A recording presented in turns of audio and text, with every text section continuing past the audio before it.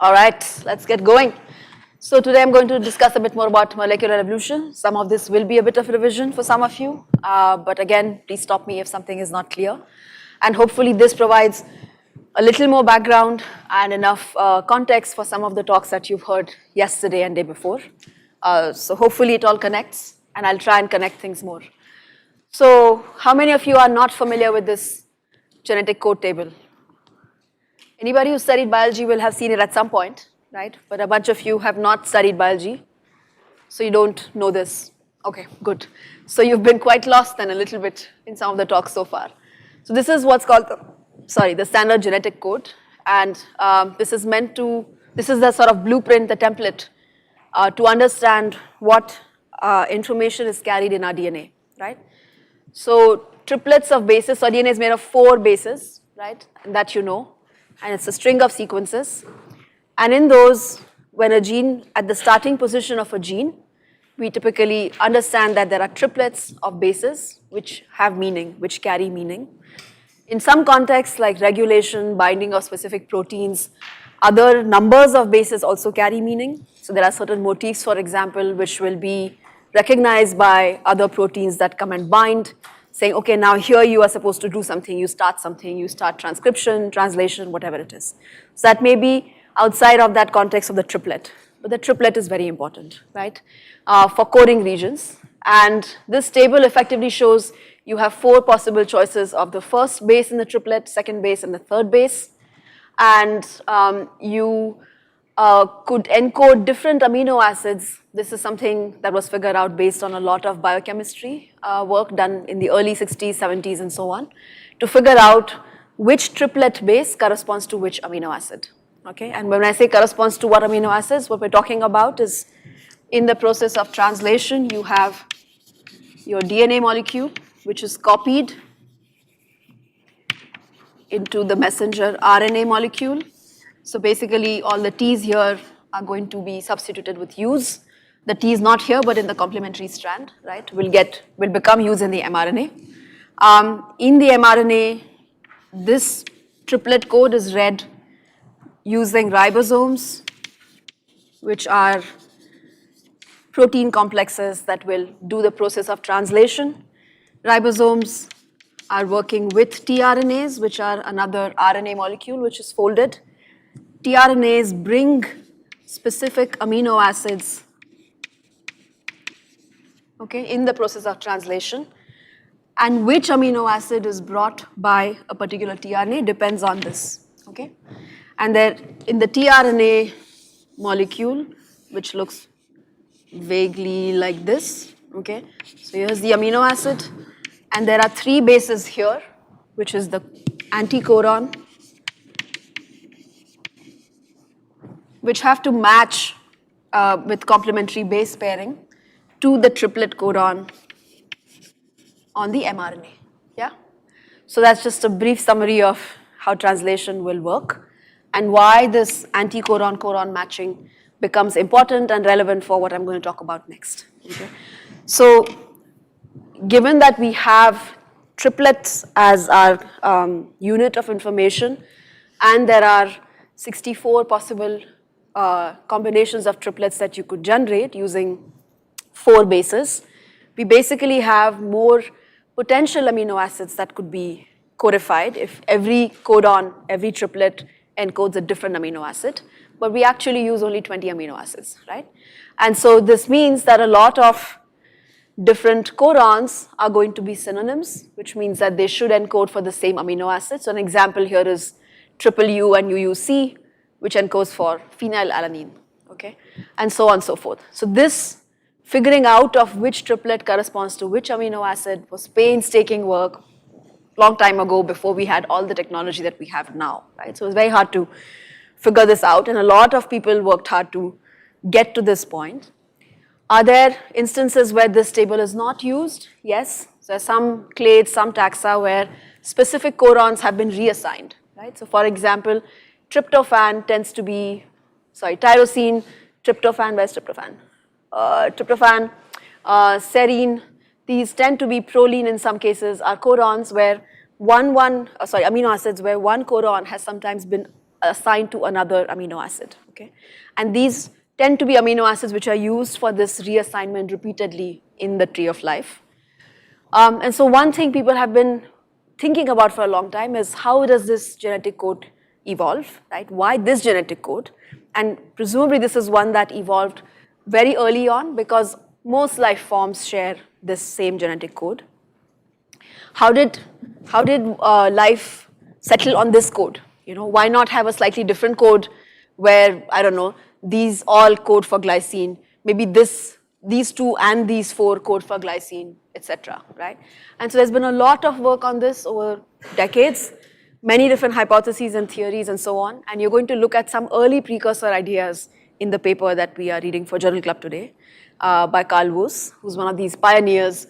So there's these few people early on in the day in evolutionary biology and molecular biology, right, who had these insane supply of ideas, and they were constantly thinking about how have things gotten to the point where we see them right now. And so Carl Woese was one of these people who pioneered the use of 16S rRNA gene, for example, as a marker for doing phylogenetics, for figuring out evolutionary relationships between taxa.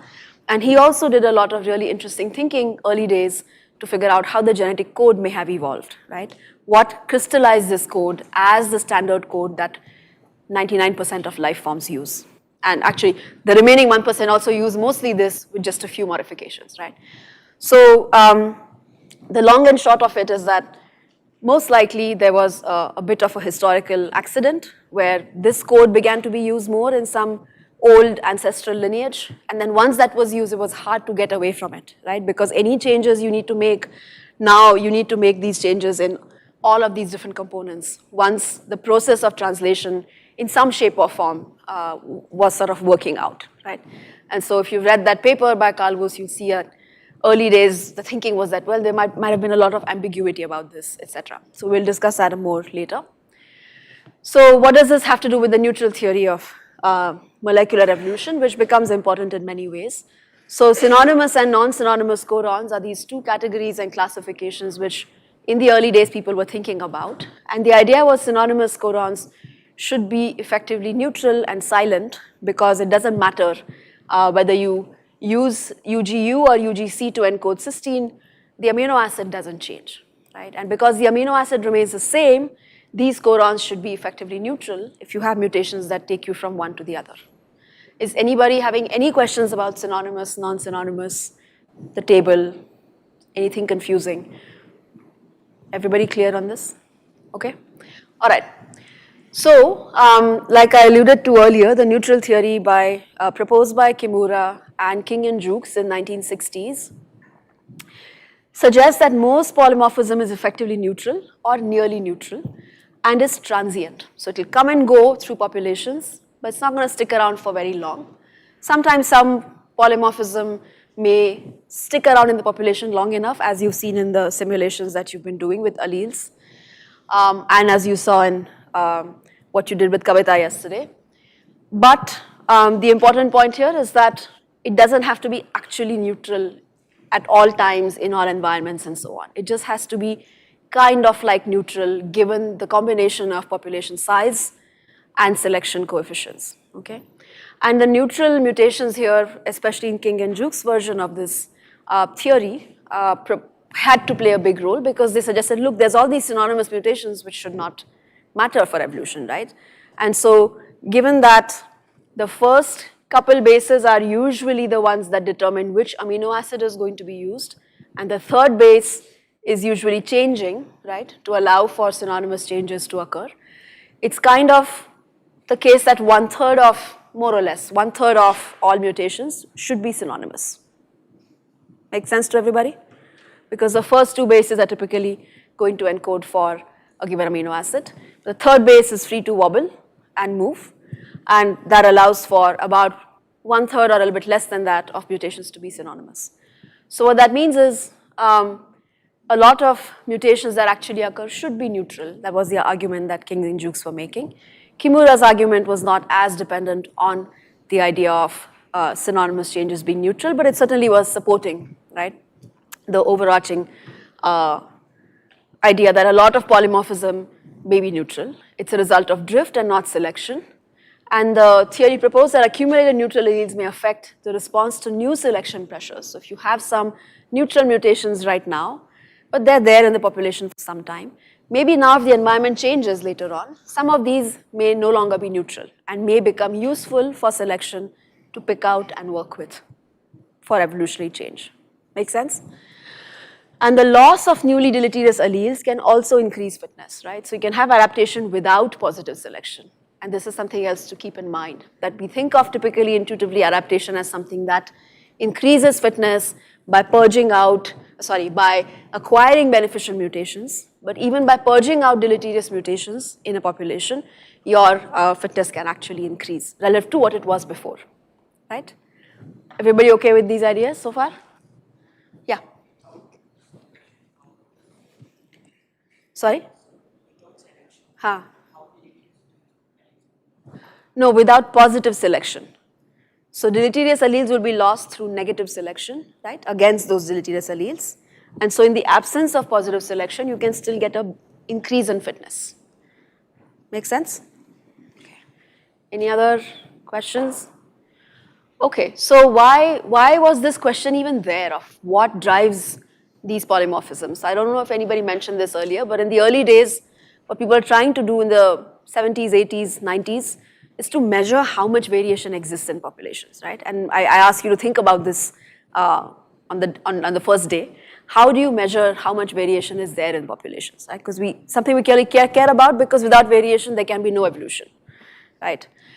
So as people started measuring using different kinds of markers in natural populations, how much variation exists, they were surprised to find a lot of variation, okay? And these were thought to be largely neutral markers or something that they were measuring. And the idea was, well, why do we see so much variation in natural populations, right? And this theory was proposing a very different perspective compared to what people were thinking before, because earlier thinking was all adaptive. It was the idea that, okay, if you're seeing any alleles, they must be beneficial, because otherwise selection would have booted them out pretty early. But then this theory suggests that actually you can have, despite the presence of selection and the action of selection, you can have a lot of alleles exist in the population through genetic drift, and because they are effectively neutral, that selection is not strong enough to get rid of every single allele if selection coefficients are weak and population size is not so large, right? So at this point, I think everybody's understanding of this interaction between population size and selection coefficients is a bit solid. Sorry? Also explain vestigial organs.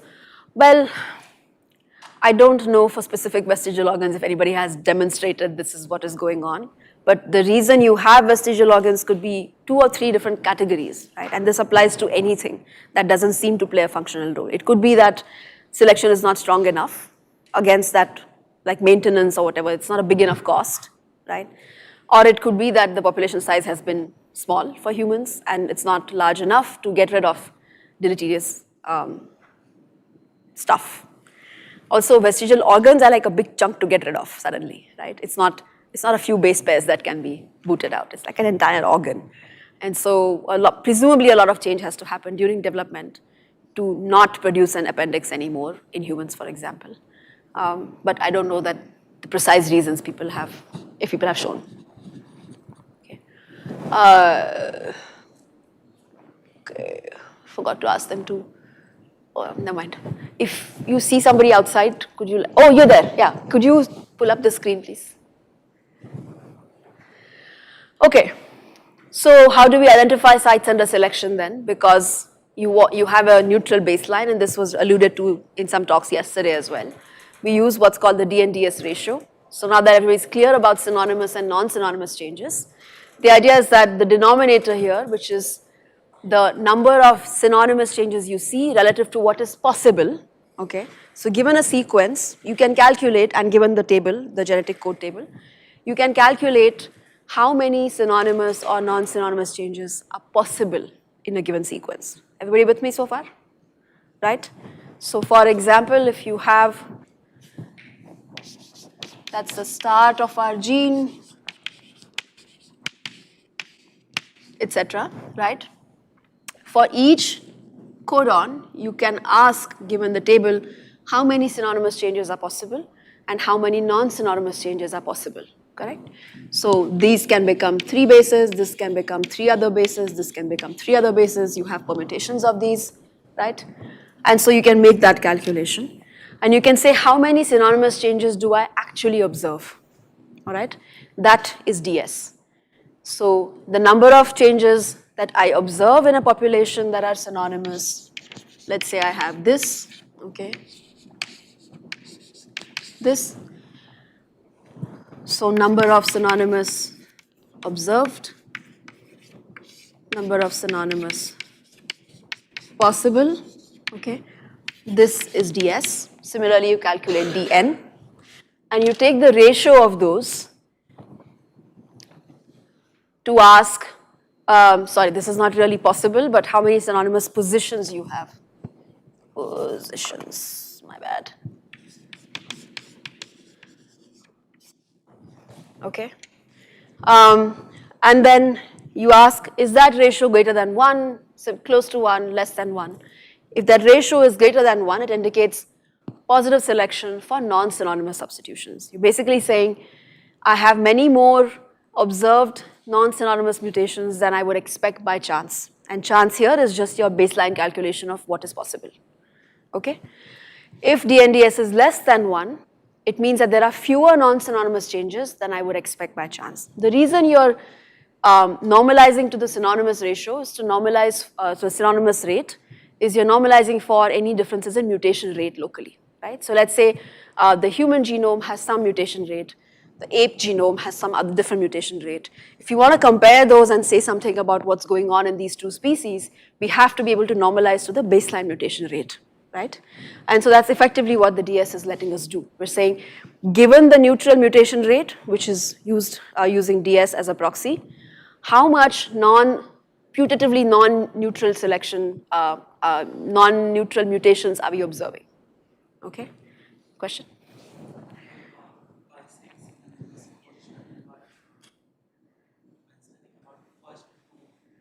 The last one, yes. So the last one is going to be giving rise to synonymous changes, possibly, not in this case, but here, right? And these 2 are likely to not be synonymous sites. Like any change here is likely to actually give you a different amino acid. Okay. Any other questions? Okay, so all of this, so these tests are used a lot to at least give us a ballpark estimate or understanding of what kind of selection may be operating in a given sequence, okay? You also want to normalize by DS because the mutation rate can also change across the genome. It's not that we have one mutation rate in the entire genome, okay? It does change. So it's useful then for a given piece of DNA to be able to ask, okay, given the mutation rate in this piece, can I compare the rate of evolution of this piece versus another piece? And you saw this in Krishnamek's talk yesterday, for example, asking for the same protein, how do different chunks of the protein evolve at different rates? Do they evolve at different rates and so on, right?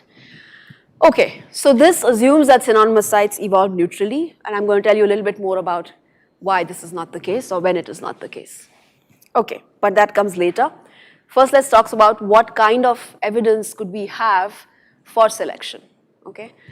How do we know something is under selection? Whether it's a piece of DNA, a bigger genome chunk, whatever it is that we're interested in. So I'm going to tell you about different kinds of evidence which is indirect or direct, and I'm going to give you some examples using codons. So one possibility is you see a correlation between something that you expect should match. So I told you before that tRNA anticodons and codons that are being used in the mRNA have to match for translation to work well, right? What happens if you have a particular codon, for example? So my codon on the mRNA is CCG, and my tRNA that matches this perfectly is going to be CGG, right? If I don't have this tRNA in the cell at all, then potentially translation is going to get stuck, correct? Because the right tRNA that matches with my codon on the mRNA doesn't exist. There are ways around this, but simplest case scenario is this is going to be a problem, right? So what people had expected for a long time is that if you're using certain codons more often, relative codon use is higher, you should have greater abundance of those tRNAs in the cell, right? Whether it's through gene copy number of those tRNAs or expression levels of those tRNAs, either case. If you're seeing a nice positive correlation like this, these are all cartoons by the way, these are not actual data. It suggests to you that there is selection maintaining a match between tRNA and anticodons, tRNA abundance and codon usage, right? And this is, like I said, this is an example. So if you see a correlation that you may not necessarily expect between two variables, it suggests to you that there might be selection that's maintaining, positive selection that maintains that correlation. And in the context of translation, that kind of made sense. So people were suggesting that maybe translational selection is something that maintains the relative abundances of tRNAs and codon usage to be matched, and that is something that's important. Each dot here might represent a species or a strain. Any questions about this? Good question. So you have to take into account the expression level of different proteins and so on. What you can do is you can do this analysis for different sets of proteins, and typically actually this comes to that a bit, so let me get to that and then come back to the question. So another type of evidence for selection, particularly for synonymous substitutions, is that as your gene expression level increases, if you're finding that synonymous substitution rate is reducing, okay, that also suggests that maybe something is going on with the synonymous changes themselves, right? Because otherwise you wouldn't expect to see this, right? If synonymous changes are truly neutral, you'd expect you see a flat line, correct, or no correlation. It shouldn't matter how fast a gene is, how much a gene is expressed. Synonymous mutations are synonymous, they should be just as synonymous everywhere else, correct? But we actually do see a negative correlation like this in many, many taxa. And so this gets to your question, if we measure this kind of relationship for different sets of genes, we typically find that this relationship is stronger for genes that are highly expressed, okay, such as housekeeping genes, ribosomal protein genes, which are required in large amounts in cells for the cell to function normally. In those genes, this kind of relationship is observed much more strongly, okay? So yes, gene expression is important, but when we are calculating relative codon usage, you can average it across the genome, which is what people used to do before. You can then categorize genes in separate kinds of categories and then compare within categories, between categories, and so on. Problem is that we don't always know what the expression level is, right? Early days especially. Now it's much easier, but even so for a lot of species it's not very easy or cheap. Great question. I wish I have the answer. No, we don't know the answer. We've been trying to figure this out in our lab and have some hypotheses, but zero evidence, so yeah. I can talk to you more about this later. Any other questions? Okay, good. So the third indirect evidence for selection might be what's called the site frequency spectrum. You'll hear this term again in other contexts in this week. What does this mean? If I'm looking at allele frequency distributions in a population, okay, let's say I've gone and sampled a big population, lots of individuals have been sequenced, and I'm asking what proportion of sites do I see where allele frequency is very high, okay, very low. I see lots of sites where allele frequencies are very low, right? So these are what's called minor alleles. These alleles are observed in very tiny frequencies. Either they arose recently, right, abhi mutation hua hai, or they occurred long time ago, but they are kept under check by selection. Maybe there's negative selection against them. They're being maintained at very low frequencies. On the other hand, alleles that are present at very high frequency in a population, okay, there's going to be very few of them. That's the expectation. And these are actually likely to be under some selection perhaps, okay. So what we can do is we can do simulations to ask what does this site frequency spectrum, what is it expected to look like if everything is evolving neutrally? If we're only expecting random changes, you know, and drift maintaining or removing alleles in a population, what should this spectrum look like? You'll see something along these lines. And then if you're compared to your neutral expectation shown here in the black line, if you have these two alleles, I don't know if you can see that, which are slightly higher proportion than expected by neutrality, then you think, aha, maybe something is going on there, right? Then maybe those guys are under positive selection. So people have used these kinds of analyses as well in genomes of Drosophila in particular, humans as well, to ask whether there could be evidence for synonymous sites alleles which represent synonymous changes, which are at higher frequencies than what you expect by chance. And you see some of that, okay? Any questions about this? So side frequency spectrum will become important for later talks. Sorry?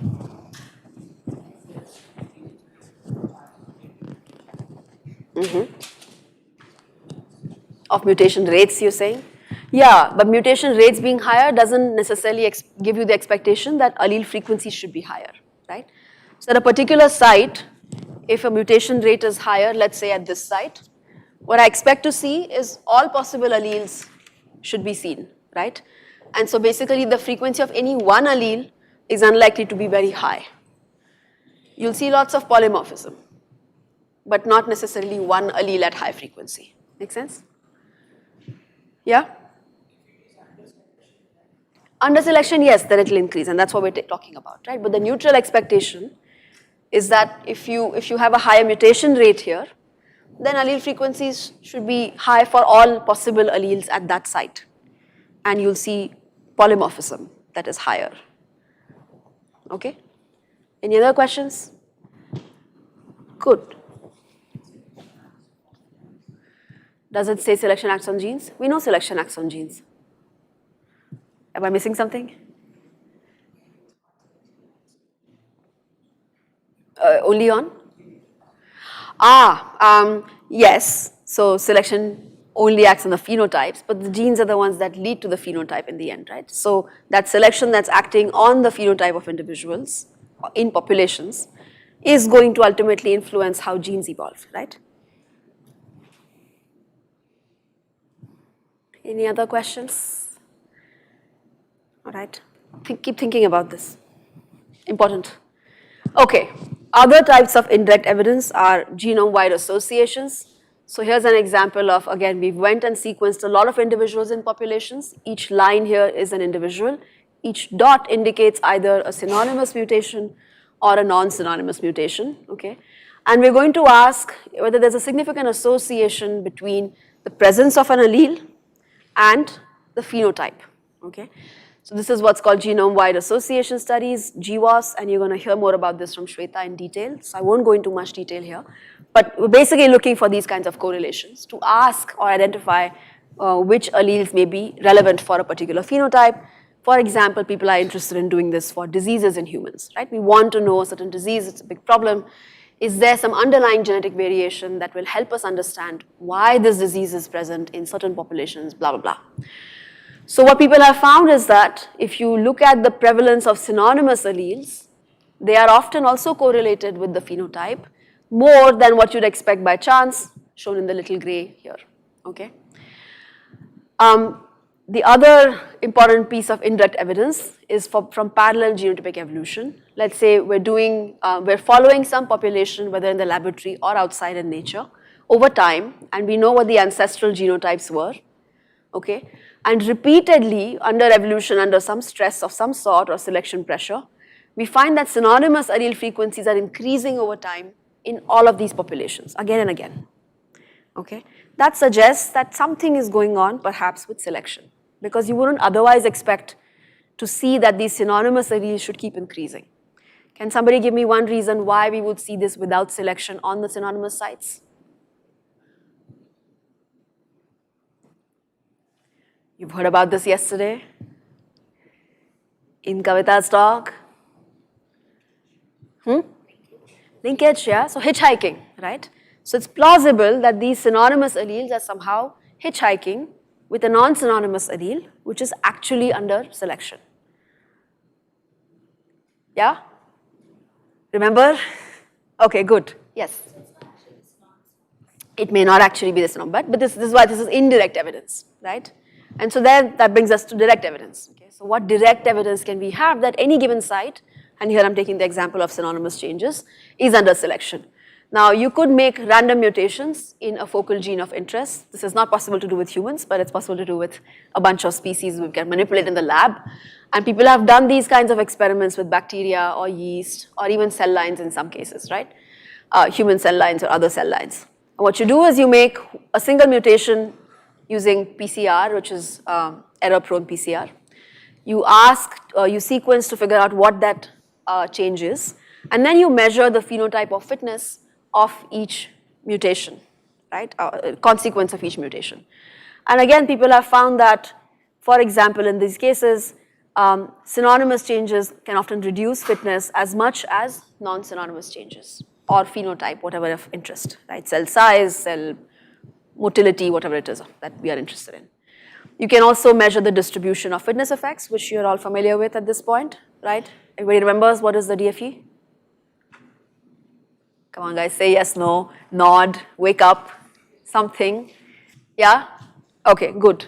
So the DFE, when people have measured it for synonymous and non-synonymous changes, also looks to not be very different. I'll show you actual data later, okay? And finally, when you look at evolved adaptive mutations that come up in populations, and so this is some of this work we have done in our lab as well, you take ancestral populations, you find in the evolved genome, after some particular selection pressure has been applied, specific synonymous changes that show up again and again. You can now go back and make those changes alone in the ancestral genome. This is again possible in bacteria, viruses, yeast, and some other organisms. You find that the evolved increased fitness compared to the ancestor is explained very well by just that one synonymous change that we moved back into the ancestor. That is the most direct evidence possible that synonymous changes can evolve under selection and have an impact on fitness. Yeah. I mean, you can use many different methods, yes. No, but the mutation rate doesn't matter here, right? What matters here is you want to get single mutations that you can measure.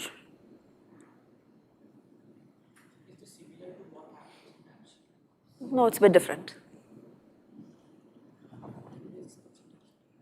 Why not? It's mutations, right?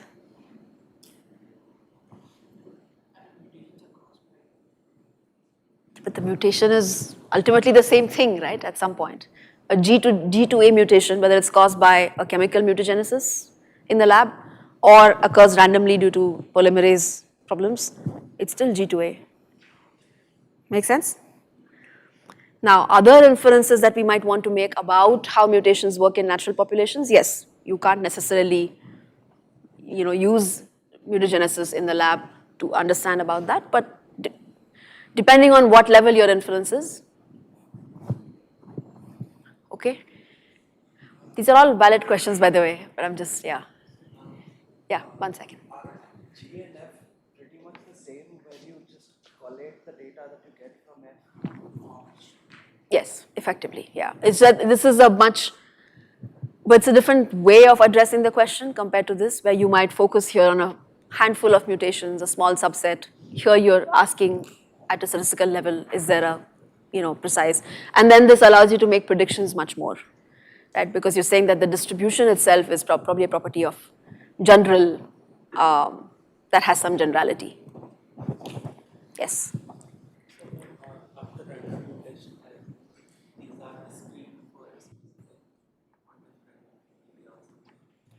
So the question is, after random mutation, are these screened for specific media? Yeah, people do it different ways. Yes.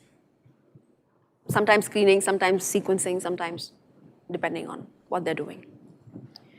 Any other questions? Yeah? Regarding this DFE and BRCA mutation, Uh-huh. in the case of direct evidence, if the phenotype fitness for synonymous and non-synonymous mutations are coming very close, does it mean that our DN/DS ratio, which is like an indicator of selection? I know, big problem, no? I agree, but the problem is that I don't know what alternative to use really, right? We'll talk about some alternatives. So for example, instead of DS in the numerator, in the denominator, you could use other kinds of sites in the genome, which may be under weak selection. So people have used intergenic regions in some cases. People have used pieces of introns, which are parts of the genes that are not going to get to become the protein eventually. And so people have used pseudogenes as ways to measure neutral mutation rates and so on, because in pseudogenes are genes that are basically no longer functional genes, and they're acquiring mutations presumably at some baseline rate. So for example, if you have a functional gene that gets copied okay, as a mistake in some other part of the genome, but it's not really being used, it's not functional. There's a nice functional copy right here, everything is fine. This copy is free to evolve, right? Acquire mutations randomly. And if it acquires enough mutations, it becomes what we call a pseudogene, where it's no longer able to be expressed, no longer functional. Such pseudogenes, if we can identify them, can serve as good baselines for synonymous changes, not synonymous, neutral changes, right? So there are various possibilities, but there are limitations to all of those as well, because you need to have enough pseudogenes in your genome. You need to be able to detect pseudogenes accurately, or you need enough intergenic sites and so on. So there are issues with all of them, but yeah, so it is a problem. But there's no like great solution at hand. The other issue is that with synonymous changes, you can find a lot of this evidence now, and I'll show you some of this, but we still don't know enough in a large diversity of organisms how big a problem this is, right? We're not able to predict still under what circumstances will synonymous changes have problems, be under selection. Although there are lots of sites in eukaryotic genomes where people have done good analyses that suggest there's some selection, in general, selection on synonymous sites is thought to be weaker, okay? So there's lots of, there's enough for us to be thinking about this and being concerned about it, but not yet enough to be saying, let's stop the use of DN by DS entirely. In most cases, I think it still gives a good enough overall signature of whether something is under selection or not in terms of non-synonymous sites. Yeah, but I suspect this will change in the next few years quite a bit. Any other? Very good. So you guys are thinking exactly where I want you to be thinking. So this is just a summary from a review I did last year about the history of how evolutionary thinking about synonymous changes has itself evolved over time, right? So I'm sure you can't read all of this, but in green you have indirect evidence for selection of the sort that I showed you before. Red is direct evidence for phenotypic effects. So the other thing to remember is that just because something has a phenotypic effect doesn't mean it will be important for fitness or selection, right? Just change in phenotype may not matter because, for example, a particular phenotype may not be under selection at all, correct? So for example, in humans, eye color doesn't seem to be really under selection as far as I can tell, right? So it's a phenotype, there's a lot of variation, right? People may have preferences for whether they like a certain eye color or not. I wish my eyes were pink or whatever, but it doesn't matter for fitness and selection really, again, as far as we can tell, right? So just because you see phenotypic effects of mutations doesn't mean that they will actually evolve under selection. Everybody clear and okay with this idea? It's important because anytime somebody shows that some set of mutations have phenotypic effects, sometimes they will assume incorrectly that that means this is under selection. Nope. You have to show that that phenotype matters for selection. Okay? It's very, very important. And a subtle point, but something that is incredibly common to see in literature. I've shown a phenotypic effect. I'm done. Nope, you're not done.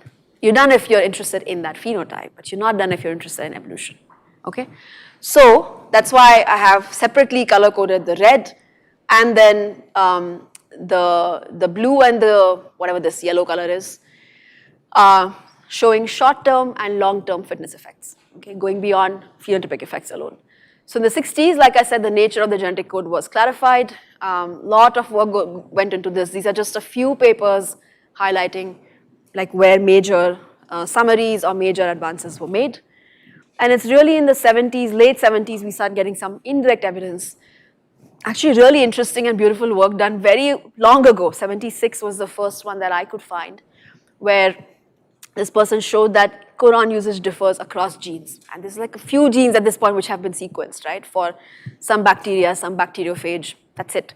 But with those data already, it was very clear that there are differences in which codons are used more often or less often. And this goes back to what I told you about translation. If these are truly synonymous, you know, the codons that encode the same amino acid, then they should be used at similar frequencies, right? Why is AAA being used much less often than AAG, for example? People thought that it might have to do something with selection. For a long time, people then brought in ideas that maybe it's a neutral mutation bias. Maybe for some reason, some mutations are more likely, right? So for example, if A to G mutations are more likely, you're more likely to find a AAG codon compared to AAA codon, right, in the genome in general. Now, of course, that begs the question, why we have mutation bias? But if you assume there's a mutation bias for some biochemical reasons in the cell, then maybe some part of codon bias, codon usage bias is explained by the mutation bias. This is where ideas sort of settled for some time. Then people kept finding, no, but if I account for the mutation bias, there's still an excess of some codons. So then back to the selection idea. This went on for quite some time in this field and this thinking. In the 80s and 90s, it became very clear that there's at least some weak selection, okay, for codons, for specific codons, for this matching between codons and anticodon sequences, tRNA abundances, and so on. But people were like, it's not so strong, because there was no direct evidence anyway. Like it was all comparative evidence, comparing genome sequences, comparing these kinds of phenotypic data. And then this first case study, which shows very directly that if you introduce rare codons in a yeast gene or in Drosophila larvae, okay, for an important gene called ADH, which is alcohol dehydrogenase, without which the larvae cannot deal with alcohol, then you start seeing important differences on fitness and phenotype both, right? So now we're talking, okay, some direct evidence is coming up, suggesting that synonymous changes can be under selection. These were also very important studies because they showed that conserved amino acid residues have stronger codon bias. So if you look at comparing DNA sequences across different species, let's say different species of bacteria, and you pull out, now you know how to do that, right? After the tutorial yesterday, day before, how to align sequences and find out which ones are conserved sites, which ones are not. So if you look at conserved amino acid residues across taxa, you find that the ones that are highly conserved tend to also have stronger bias in codon use. Okay, when I say bias, what do I mean? What is the relative frequency at which AAG is used in the genome compared to the frequency of AAA, let's see, right? Not exactly this, but just to give an idea. So why then do we see these codon biases? It's really in the last 10, 20 years that it's become very clear that codon selection on synonymous changes can be quite pervasive. There's very, very direct evidence from many different systems, many labs, including ours, showing that when you make single synonymous changes, you can reduce fitness a lot. When you subsequently allow these populations to evolve under selection, they come up sometimes with mutations that are beneficial, which are all synonymous. Okay, so I'll show you some data and examples later. But so this is something that has been a big question, understanding codon usage, understanding how that leads to evolution of the translation machinery, understanding, and then sort of eventually transition to the synonymous changes question. For a long time, this was something people were obsessed with. Well, many of them were obsessed with, right? To understand why do we see these changes, right?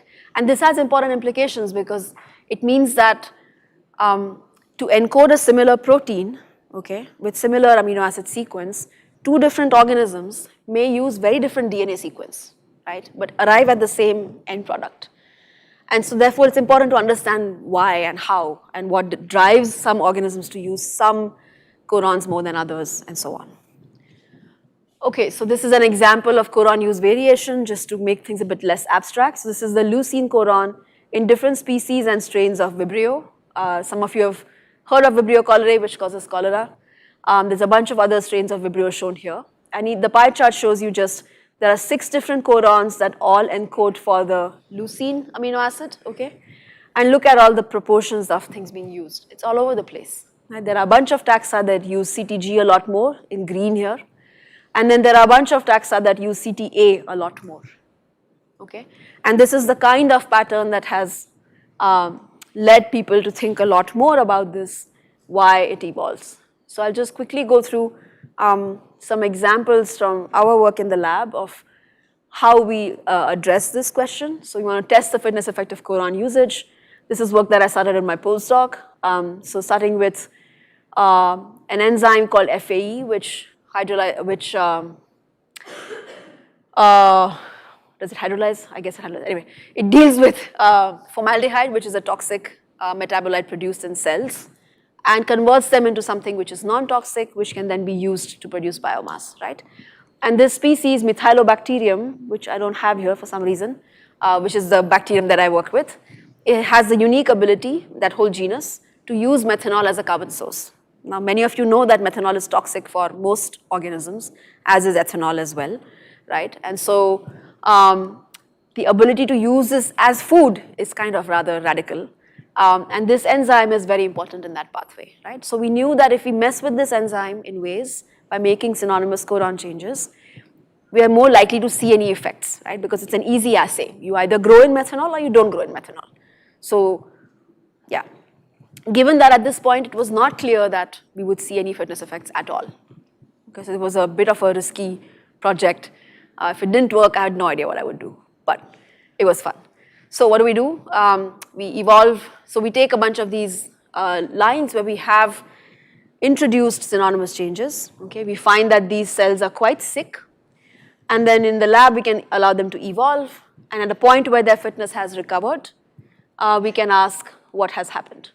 So here's data for different lineages. So what I've done is, we had wild type codons shown in gray, okay?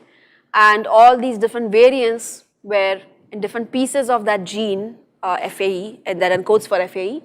I had introduced rare codons, frequently used codons, a mix of them, and so on and so forth. I'm not going to go into the details here. Point is, these are all synonymous variants, okay? Amino acid sequence is identical to the wild type, but the actual DNA sequence is quite different. Now what you see in every case is that the initial growth rate at time 0, which is the ancestors for these strains that I made, you see they're very different from each other, right? So the pink and the black are worth especially looking at because they're almost dead. I had to supplement the media with a different carbon source to let them grow at least a little bit, okay? Because it's only in the presence of methanol that formaldehyde is made, and then it's toxic if it can be used and metabolized. So what's fantastic to see is this is all happening in 70 generations or so, 50 generations or so, right? Everybody improves fitness. All these strains improve fitness. This dotted line here shows you the wild type fitness, and they all improve fitness many times close to wild type levels or maybe just below, okay? And so this is happening in a very short time. We talk a little bit about experimental evolution. This is 2 months of evolution, more or less, in the lab. So anybody who says evolution is like, oh, millions of years, is wrong. Happens very, very, very fast. And it's really fun to observe it in lab. Okay, so here is just a summary of like average of different replicates that evolved. Initial growth rates are very low in some cases. All go up to almost wild type, and if we evolve wild type cultures as a control at the same time, they don't change in fitness very much, which means as it should be that not much is happening in terms of general lab selection conditions. Now what about mutations, right? So what we did is we went and sequenced the FAE gene and the upstream region of that gene to ask what sets of mutations are found in these populations.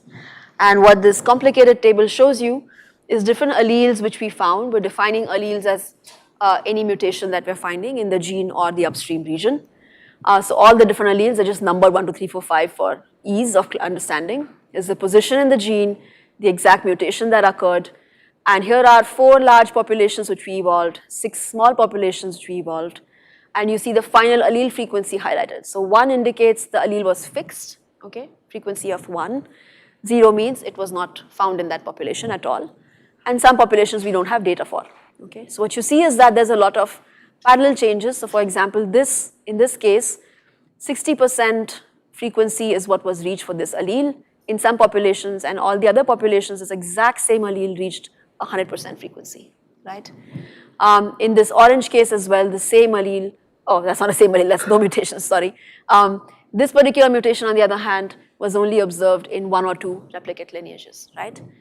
And look at this pink one, which is super interesting, and the black one, which is also super interesting. This one allele is fixed in every population for which we have data. What is that allele? Take a guess. It's synonymous, right? I was so surprised to see this. So by the way, these are the data I first collected when I was a postdoc, okay? Then I came back to India and set up my lab, and we had this data already, and I was like, what's going on? Maybe I made a mistake, contamination, something, something. So my PhD students who had just joined the lab, They did all of this evolution again to confirm that this is as expected, and they find the same mutation. Boston versus Bangalore, I was so happy to see this, okay. Like, I didn't make a mistake earlier, right? But the point is that this is highly, highly, highly repeatable. And this makes sense if you go back to these data where the black and the blue lineages have gone from almost being dead to being rather good at growing, right? And this is all due to a single synonymous change in all of these populations. And I showed this by, we showed this by moving these mutations back into the ancestors and then showing that they rescued fitness to the same level. So that's what this shows. Here's the ancestor growth rate, here's the evolved growth rate. There's the evolved growth rate, and when we put that single nucleotide change back into the ancestor, you see that you recover fitness at the same level, right? So why is this happening? We showed that mRNA abundance is increasing in some cases, protein abundance is increasing in some cases, and activity of the enzyme is also increasing in some cases, right? So there are very clear functional aspects of why these synonymous changes are beneficial that we can start thinking about. In our case, we don't know exactly how or why these synonymous changes cause an increase in expression level or protein levels. That's still a mystery. We have never managed to solve it, right? But the nice thing is that many other, this is just showing the same thing. Not going to go into this. Oh, this is actually interesting. So here what we asked is if we had a beneficial mutation that showed up in one lineage, one kind of background, would it also be beneficial in different background, right? Is it like a generally beneficial synonymous change or what?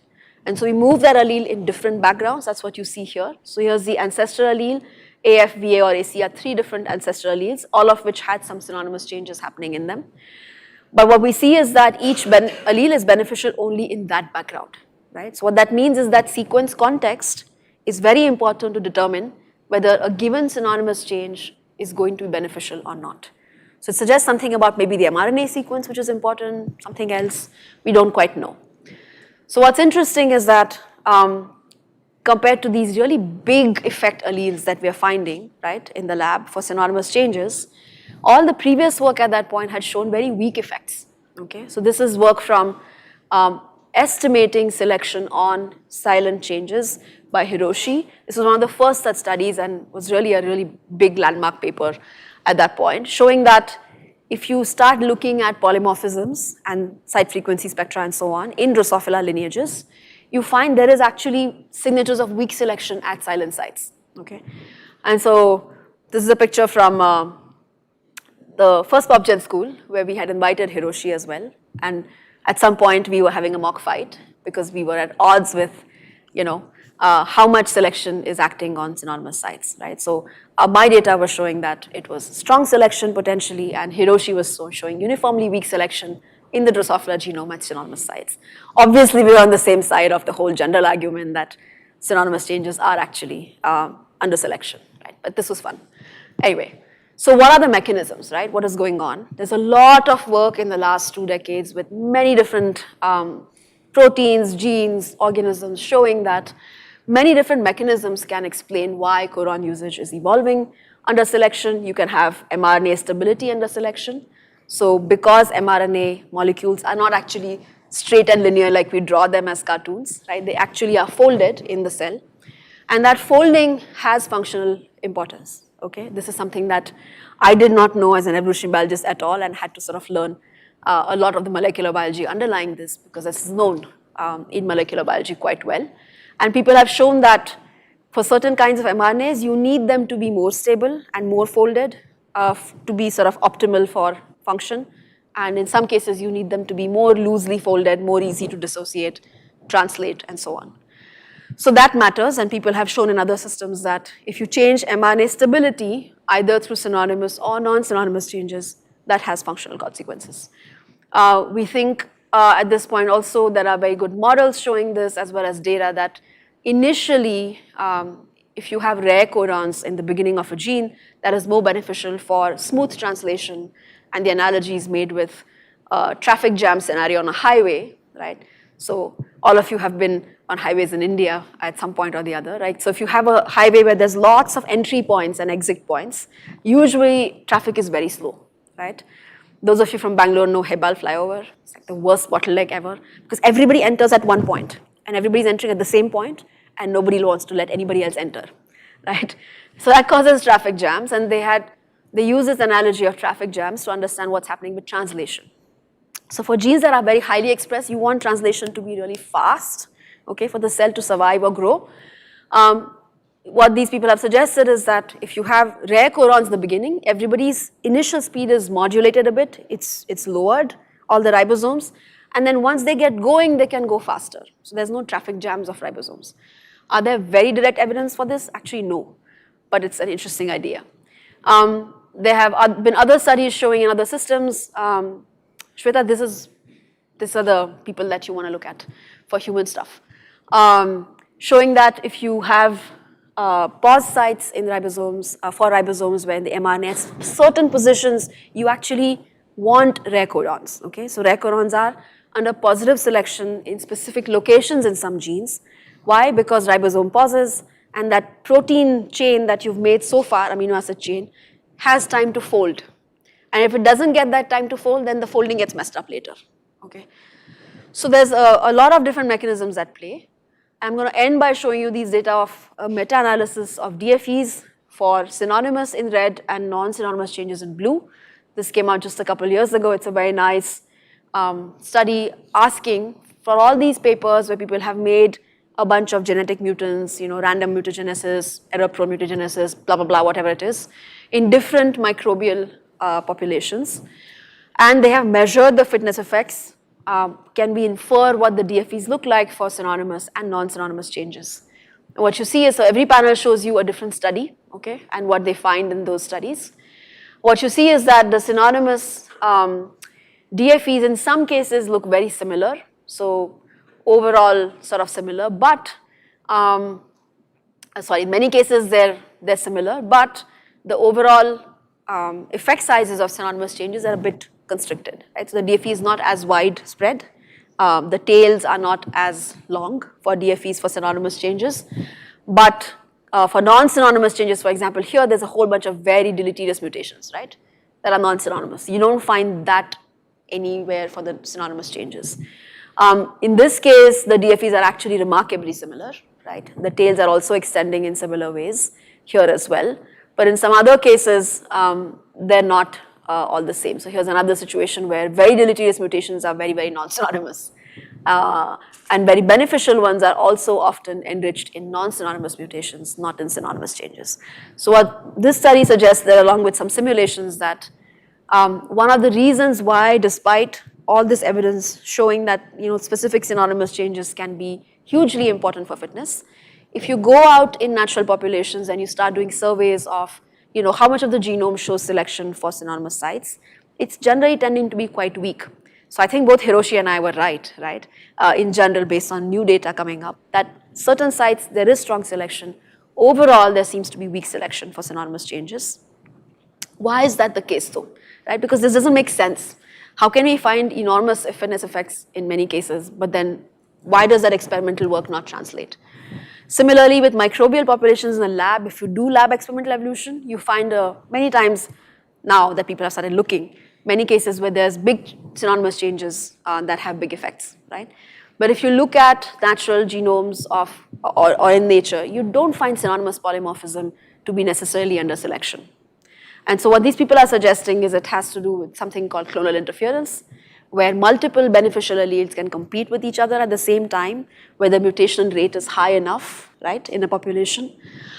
And what they show through some simulations, where they suggest through these simulations is that it's because of this clonal interference in actual microbial populations, given the relatively weaker effect sizes of synonymous mutations, they get thrown out. They can't compete against big benefit non-synonymous changes. And that's why you don't see synonymous variation as often in natural microbial populations as you do see in laboratory populations where clonal interference may not be that big of a problem. Yeah. No, these are data. Different studies. This is a meta-analysis. So they are trying to ask in different, yes, all microbial populations. Yeah. I think mostly asexuals, maybe some yeast. Most likely, yes. Yeah. Yeah, some different species as well. High enough, yeah. Yeah. I don't remember their simulations. Yeah, yeah. So the simulations that they've done, I'm not showing there, but that's worth looking at in this paper. They did, I don't remember what regime they used and what were their parameter values for mutation rates. But they're basically suggesting that it might be clonal interference which prevents synonymous changes from hanging out in populations and being observed in natural populations. Mutation is even higher. Actually, clonal interference is preventing. No, I get that. What I'm saying is it depends on, in their simulations, for whatever parameter values they used, they find that clonal interference allows for synonymous variation to be lost. So they are the parameter where clonal interference is appearing. Correct, correct, yeah. So, but whether they have tested what happens in a different parameter value, I don't remember. But I'm saying that that's worth looking at, yeah. Okay. Yeah, so then this is the summary. Current methods to detect selection have limitations. We often cannot quantify this limitation. We need new methods to detect natural selection without relying on synonymous substitutions. Anybody has brilliant ideas, please develop them and do some more stuff. Okay, done.